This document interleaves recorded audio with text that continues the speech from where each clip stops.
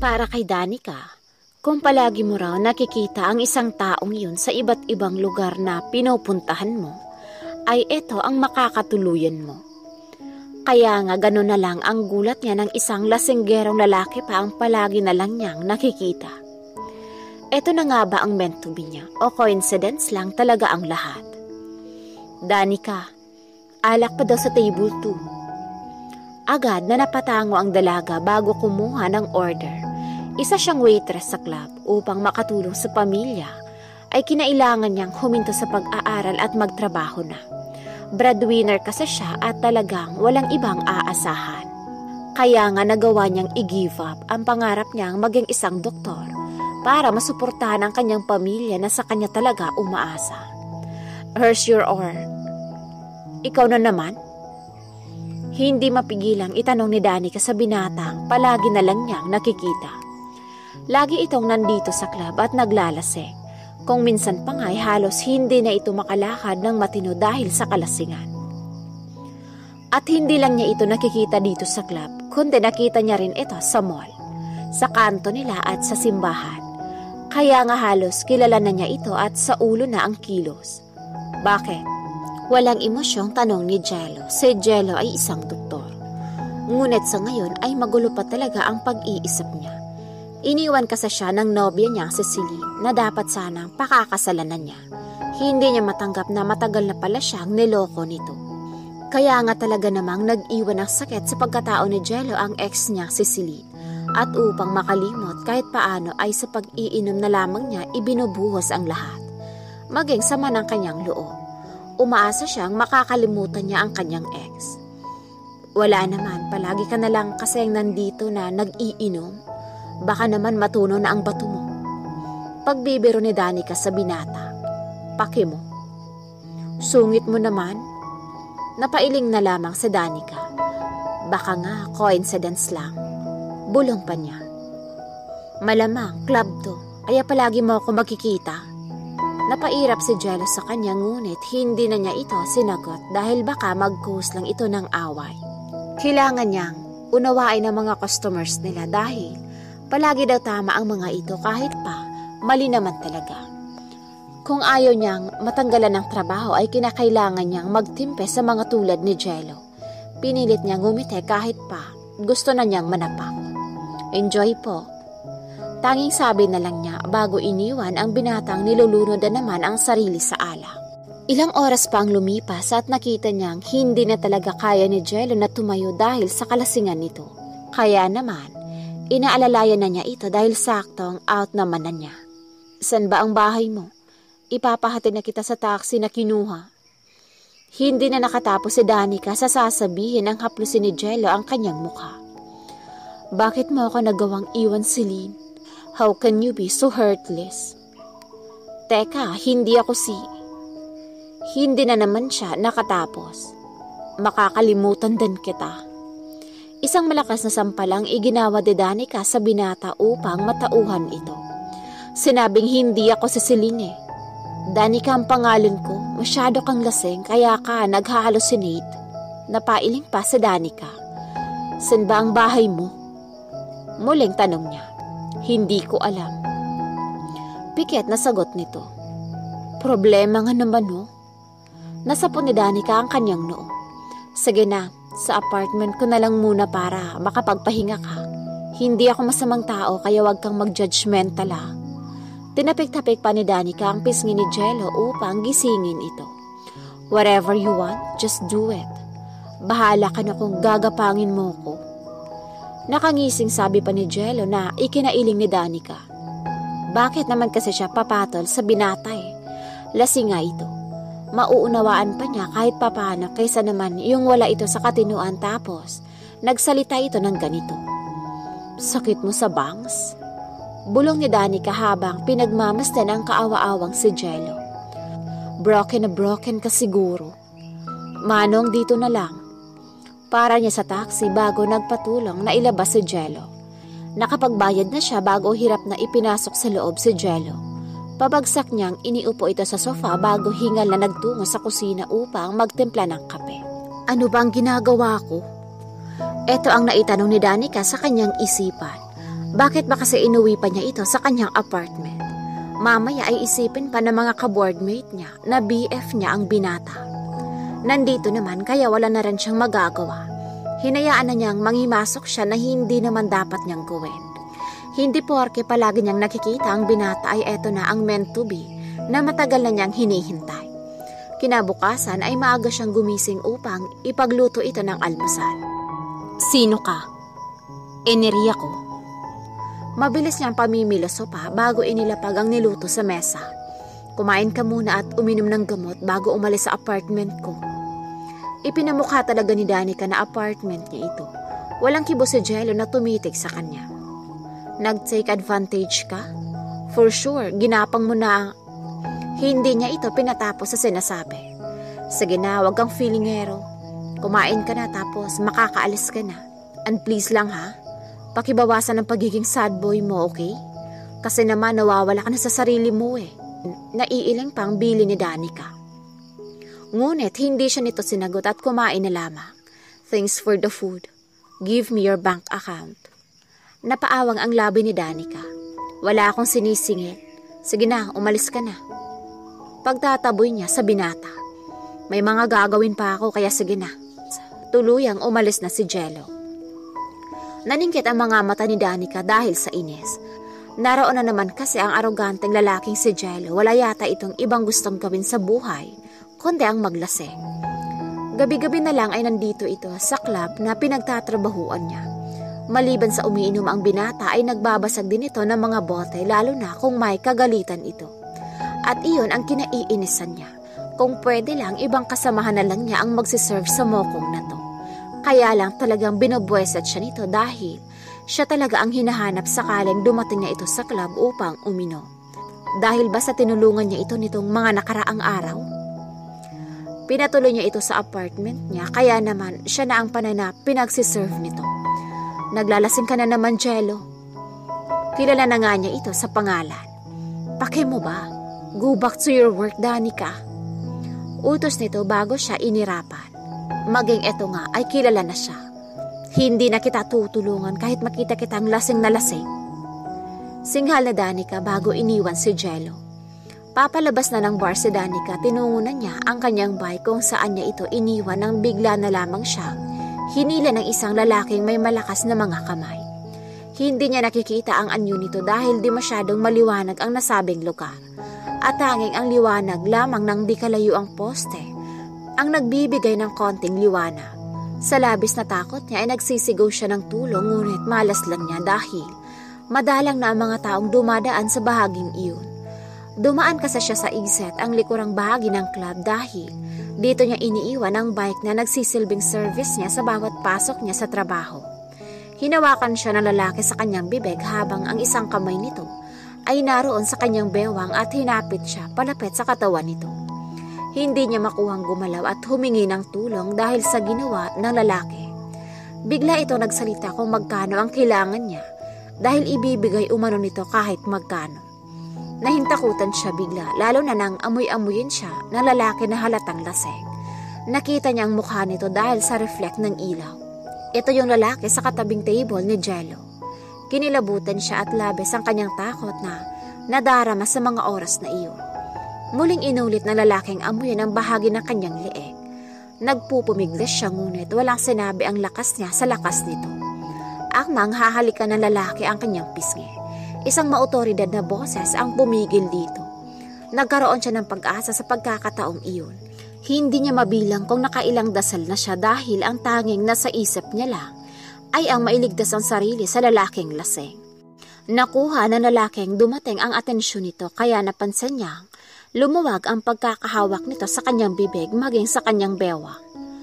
Doon na niya kinagat ang mga kamay nito at siniko ang lalaki sa tagiliran nito dahilan upang pakawalan siya nito. Mabilis siyang lumayo sa naturang lalaki at patakbong tinungo ang kanyang bike. Paglingon niya nakita niyang nakahandusay na ito sa lupa at walang malay. Doon na siya nakahinga ng maluwag. Si Jello ang lalaking tumulong sa kanya mula sa nakaambang panganib ng buhay niya. Napaluhod siya sa lupa dahil halos di na niya kinaya ang kabang naramdaman. Labis-labis ang pasasalamat niya sa Panginoon na may dumating para mailigtas siya sa kapahamakan. Butil na mga pawis ang makikita sa kanyang noo at hanggang ngayon ay nanginginig pa rin sa takot ang kanyang tuhod maging ang kanyang mga kalamnan. Di niya maisip kung makakauwi pa siya ng ligtas kung hindi ito dumating. Nilapitan siya nito at inalalayang makatayo. Labis ang pasasalamat niya dito dahil sa pagliligtas nito sa buhay niya. Ngumiti lamang ng tipid si Jello at tumalikod na pabalik sa kotse nito sa di kalayuan. Nakailang ulit din siyang sumakay sa kanyang bike ngunit hindi na niya magawang ibalanse ang kanyang katawan. Paulit-ulit din siyang natutumba dahil pa rin sa takot. Nakita niya ang labis ng takot ni Danica. Makikitang nanginginig ito at natutumba sa sinasakyang bike. Pabalik na siya noon sa kanyang kotse nang makita niya ito sa ganoong sitwasyon. Kaya mabilis ang mga hakbang na binalikan ito at kinuha ang bike nito at isinakay sa likurang bahagi ng kotse niya. Hindi mo kaya. Walang emosyong sambit niya. Kaya ko pa naman. Nanginginig ang boses nito. I said you can't. Sumeryoso si Jello. Mabuti nga at hindi siya lasing ngayon. Nagawa rin niyang tulungan si Danica tulad ng pagtulong nito sa kanya. Hindi na ito nagawang umangal o magreklamo. Tulala itong nakatitig sa kanya. Sinabihan niya itong ihahatid na lang niya sa kung saan ito nakatira. Maliliit ang mga hakbang nito habang palapit sa kanya. At nang hawakan niya ang mga kamay nito, di niya maintindihan ngunit tila nakaramdam siya ng kirot sa bahagi ng kanyang puso na maging siya ay di niya maintindihan. Sinlamig ng yelo na nanginginig pa din ang mga kamay ng dalaga. Pinagbuksan niya ito ng pinto at tahimik itong sumakay. Habang umaandar ang sasakyan ay lihim niyang tinitignan ang dalaga na tahimik pa rin. Habang pinagsalikop nito ang dalawang kamay saka nilalagay sa pisngi. Tinanong niya kung saang street ang bahay nito na sinabi naman agad ni Danica. Mabuti na lang at nakita niya ito at nasaklolohan. Dahil kung hindi ay maaaring nalagay na sa panganib ang buhay nito. Huminto na ang kotse sa isang masikip na eskinita. Nakita niyang nag-aalinlangan itong lumabas. Medyo madilim ang bahaging dadaanan nito kaya nauna na siyang lumabas ng kotse. Nakita niyang lumabas na rin ito. Kinuha niya ang bike nito saka binigay kay Danica. Ngunit nag-alinlangan pa rin siyang iwan lang ito sa lugar na iyon kaya nagpasya siyang ihatid ito. Hindi na niya tanda ang apartment ni Danica dahil lasing na lasing naman siya nang madala siya nito dito. Maraming salamat talaga sa pagsagip mo sa akin. Maaaring napahamak na ako kung hindi ka dumating. Anito sa mahinang boses pero dinig na dinig niya iyon. Maaaninag pa rin ang takot sa boses nito. It's okay. Mag-iingat ka na lang sa susunod. Aniya, okay na ako dito. Maliwanag naman ang daan hanggang sa apartment kaya pwede ka na bumalik. Masyado nang malalim ang gabi. Nakayo ko nitong sabi sa kanya. Parang nahihiya ito ang pagtabuyan siya. Siguro iniisip nito na sobra na siya nitong naabala. Hindi mo man lang ba ako paiinumin ng kape or anything? Nakangiting sagot niya dito. Nakita niyang napahiya ito sa kanyang sinabi kaya ngumiti na rin siya at nagpatuloy na sila sa paglalakad. Formal siyang nagpakilala sa dalaga at maging ito din. Hindi niya magawang magsungit ngayon sa dalaga. Sinabi ni Danica dito na pwede naman silang maging magkaibigan. Natuwa naman siya na marami siyang nalaman tungkol sa trabaho nito. Hanggang sa nakarating sila sa di kalakihang apartment.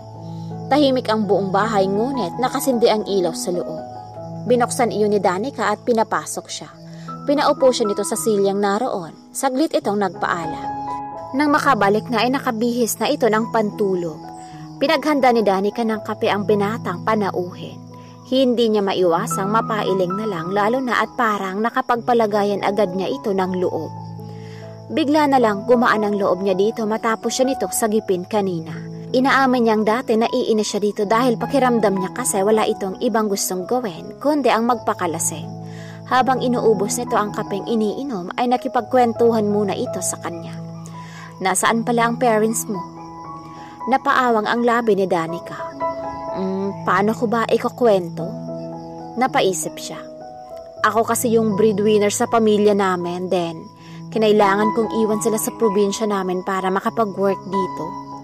Mahirap nga yan. Malungkot pero yung hirap hindi ko yan iniinda. Mas kalaban ko ang lungkot. Buti nga kahit paano ay may nagiging kaibigan ako. Ako nga parang timang lang no. Palaging lasing. Natatawang sabi ni Jello. Ngayon ko talagang nare-realize na mas mahalaga palang nagtitira ka ng pagmamahal sa sarili kaysa ibinubuhos mo lahat. Gusto ko lang ulit ibuhos ang pagmamahal ko kung alam kong siya na. Napapangiti na lang din siya dahil nakikita niya ang parang mas okay na ito at mas masaya ito ngayon kaysa nung unang kita niya. Pagkaraan ng ilang sandali ay nagpaalam na rin si Jello. Muli siyang nagpasalamat dito bago pa man ito tuluyang nagpaala. Hinatid niya ito ng tingin bago pumasok na sa loob. Nanibago si Danica nang hindi niya nakita si Jello hanggang sa natapos ang chef niya. Siguro nasanay siyang lagi itong nasa club kaya naman parang hinahanap ito ng kanyang mga mata. Tinutokso pa siya ng kanyang mga kasamahan dahil nahahalata siya ng mga ito na di mapakali at laging palingalingan na animoy may hinahanap. Umiiling na lang siya at pilit na binabalik ang atensyon sa ginagawa. Siguro naisip na nitong huwag nang uminom pa dahil hindi nga naman maganda ang maidudulot niyon sa katawan. Naging matamlay siya hanggang sa natapos ang oras ng trabaho niya. Naiinis siya sa kanyang sarili dahil hindi naman siya ganito dati. Pero matapos siyang tulungan ng binata ay bigla na lang siyang nanibago sa kanyang sarili. Parang may bahagi sa puso niya na hinahanap ito ngunit pilit rin naman niyang winawaksi. Marahil dahil niligtas nito ang buhay niya kaya gusto niya itong makitang muli. Baka rin naman kasi nagbalikan na ito at ang ex nitong umiwan kay Jello. Hindi niya mapigilang maisip ito. Masaya siya kung ganun nga ang mangyayari. May parte sa sarili niyang malungkot ngunit dahil kaibigan na rin naman niya si Jello ay pipilitin na lamang niyang maging masaya. 2 araw talagang walang paramdam si Jello. Hindi man lang ito bumibisita o nagsabing hindi na ito babalik sa club. Sa kalagitnaan ng kanyang pagmo-move on ay bigla na lamang itong lumitaw. Good evening. Nasa labas lang ito ng club at mukhang kanina pa siya hinihintay. Hindi ito pinansin ni Danica agad upang ipakitang hindi okay ang ginagawa nitong pagiging kabote, nalulubog at lilitaw. Galit ka? Obvious ba? Sorry ha. Hindi ko lang kasi maisip na may mga taong bigla na lang mawawala tapos babalik na parang walang nangyari. Pasaring ni Danica sa binata. Bumalik na kasi ako ng duty sa hospital. Tapos, kayo na rin ulit ng ex mo? Aha? Walang ganun, Danica. Natawa si Jello. Hindi ko nababalikan yung taong hindi marunong magpahalaga. Tila ba naliwanagan sa Danica at nabunutan ng tinik. Habang tumatagal ang pagiging malapit ni Danica sa binata ay napapansin niya, mas lalo lamang sumisidi ang lihim niyang nararamdaman para dito. Madalas itong namamalagi sa apartment, kasalon niya sa pagkain. Sumama ito sa kanya sa pamamalengke tuwing weekends. Minsan napagkakamalan pa silang may relasyon dahil lagi naman kasing sweet ang binata sa kanya. Kaya nga di niya napigilan ang sarili na mas lalong mahulog ang loob dito dahil nakikilala niya ang totoong si Jello na mabait, matulungin at maalalahaning tao. Nakapalagayan na rin itong loob ng kanyang ina, parang tinuring na rin itong kapamilya nila. Dahil minsan na niyang dadala ito sa kanilang probinsya. Niyaya siya nitong mag-overnight sa isang beach resort nito na malayo sa bayan. Tanghali na sila nakarating sa nasabing resort dahil sa traffic at dahil napakaganda ng panahon, ay naisipan niyang maglibot at maglakad-lakad matapos mailagay ang lahat ng gamit niya sa kanyang cottage. Magkatabi lamang ang cottage nila ng binata at inaamin niya na hindi naman siya masyadong naghanda ng kanyang swimsuits. 2 pares lamang ang dala niya, okay na rin iyon. May mga dala rin naman siyang iba pang damit kung sakaling magbago ang isip niya na isuot ang mga iyon.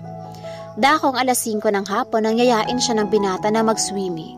Ngayon lamang ito lumabas dahil may biglaan itong tawag at hindi iyon pwedeng baliwalain. Habang wala ito ay masaya niyang nalibot ang buong lugar at sobra siyang nag-enjoy sa mga magagandang atraksyon sa nasabing resort. Suot niya ang kanyang two-piece na kulay pula pero bigla siyang nailang lumabas kaya nagsuot siya ng floral na above the knee na backless semi-dress. Paglabas niya ay napatulala pa siya nang makita ang binata. Naka-swimming trunk lamang ito at walang damit pang itaas. Tinawag siya nito. Tsaka lamang siya humakbang palapit sa kinaroroonan ng binata. Hinawakan nito ang kamay niya at sabay na nagtungo sa dagat. Nauna itong lumusong sa tubig, nagpaiwan muna siya sa tabi. Nilalaro ang maliliit na alon. Kanina pa kasi di mapakali ang puso niya. Nagsimula na naman itong tumibok ng napakalakas kaya kinalma niya muna at baka tuluyan na siyang bumigay sa machong binatang kasama. Basang-basa na si Jello at tinatawag niya si Danica. Hindi siya nito sinundan, nagpaiwan lamang ito sa di kalayuan habang masayang pinupulot ang mga seashells na nakikita. Niyaya niya itong maligo na, napangangan na lamang siya nang hubarin nito ang mini dress na suot. Tumambad sa kanya ang sexy na hubog ng katawan nito sa suot na pulang two-piece. Di niya maiwasang mag-inat ang kanyang katawan nang makita ang papalapit na si Danica. Pakiwarin niya biglang tumigil saglit ang patak ng oras at lalo siyang nabighana sa kagandahan nito. Sumabay pa, ang mahabang buhok na malayang tinatangay ng hangin ay nagmistula itong anghel na bumaba sa lupa upang pag-alayan niya ng kanyang maiinit na halik at mahigpit na mga yakap. Sa pagdaan ng mga araw ay mas lalo lamang napagtanto ng binata na may espesyal na puwang sa puso niya si Danica. Nabubuo ang mga araw niya sa tuwing nakakausap at nakakasama ito. Sa tuwing nagkakadikit ang kanilang mga katawan ay may kakaibang pakiramdam sa puso niya ang binubuhay ng dalaga nang hindi niya namamalayan. Alam niyang unang kita pa lang niya noon sa club sa dalaga ay nabihag na nito ang puso niya. Hindi niya lang maamin sa sarili dahil nasa gitna siya noon ng pag-aalinlangan sa ninang sakit na iniwan ni Celine. Mabuti na lang at hindi iyon nagtagal dahil sa dalagang sa Danica. Lumapit siya kay Danica at hinawakan niya ang mga kamay nito. Hanggang sa nakarating sila sa di masyadong malalim na parte ng beach. Hinapit niya ito sa bewang nang maramdaman niyang tila natatakot ito sa lalim ng dagat. Hindi niya maitatanggi ang kakaibang pakiramdam na nabubuhay sa kaibuturan ng kanyang pagkatao sa tuwing nagkakadikit ang kanilang mga balat. At inaamin niyang gustong-gusto niyang laging napapalapit sa dalaga. Napayakap ito sa kanya dahil sa paghambas ng malakas na alon. Nakita niyang nataranta ito kaya di na niya ito binitiwan pa. Ilang sandali pa ay mas lalo lamang tumitindi ang pagnanasa niyang halikan ang mga labi nito. Lalo na nang makita niyang kagatlabing nakatingin ito sa mga mata niya. Unti-unting tinawid niya ang dangkal na pagitan nilang dalawa at siniil ito ng halik sa labi. Mas lalo lamang sumidhi ang kanyang pagnanasa. Lalo na nang mainit ding tinutugon ng dalaga ang kanyang mga halik. Hanggang sa tuluyang natangay ang dalawa sa tagpong pinagsaluhan. Umahon silang dalawa sa tubig at mabilis na nakarating sa cottage ng binata. Pagpasok nila sa loob ay agad naglapat ang kanilang mga labi na animoy uhaw sa isa't isa. Tuluyan na ngang ipinakilala ni Jello ang dalaga sa kanyang mga magulang. Dahil nasa tamang edad naman sila, ay walang tumutol sa pasya nilang magpakasal na. Maging ang mga magulang ni Danica ay masaya para sa kanilang dalawa. Kampante na ang pamilya ni Danica na may mag-aalaga dito. Matapos ang mahabang panahong paghahanda ay dumating na rin sa wakas ang pinakahihintay nilang araw ng pag-iisang dibdib nila ni Jello. Sa wakas, magiging totoo na rin ang lahat ng hiling niya at mukhang tama nga talaga siya sa pinaniniwalaan niya. Hindi niya mapigilang haplusin ang kanyang tiyan. Ilang buwan kasi bago ang kasal nila ay nalaman nilang dalawa na nagdadalang tao na pala siya. Alam niyang excited na ang lahat kahit pa man nasa sinapupunan pa lang niya ito. Di mapigilan ni Jello ang mga luhang nagbabadyang lalabas sa kanyang mga mata habang naririnig niya ang palakpakan. Siya lang ang naiwan sa labas habang naghihintay sa kanya ang binata sa altar. Ito na ang pinakamaligayang araw ng buhay niya, ang maikasal sa lalaking mahal na mahal niya. Bumukas na ang pintuan, hudyat iyon ang kanyang pagpasok. Natatanaw niya ang gwapong lalaking tinitibok ng kanyang puso. Titig na titig ito sa kanya habang humahakbang siya palapit sa altar. Ang mga magulang din kasi ni Danica at Jello ay matagal nang naghahangad ng apo na ngayon ay maibibigay na nila. Mahal na mahal kita. Ikaw ang bumuo sa akin ng panahong akala ko wala nang direksyon ng buhay ko. Mamahalin kita ng buong buo hanggang sa aking huling hininga. Madamdaming pangako ni Jello habang nakatitig kay Danica. Mahal na mahal din kita, Jello. Ikaw lang ang mamahalin ko habang buhay. Isang nag-aalab na halik ang naging silyo ng kanilang pagiging mag-asawa na sinaksihan ng kanilang pamilya at mga kaibigan. Iyon ang simula ng masayang pamilya at punong-puno ng pagmamahalan sa isa't isa.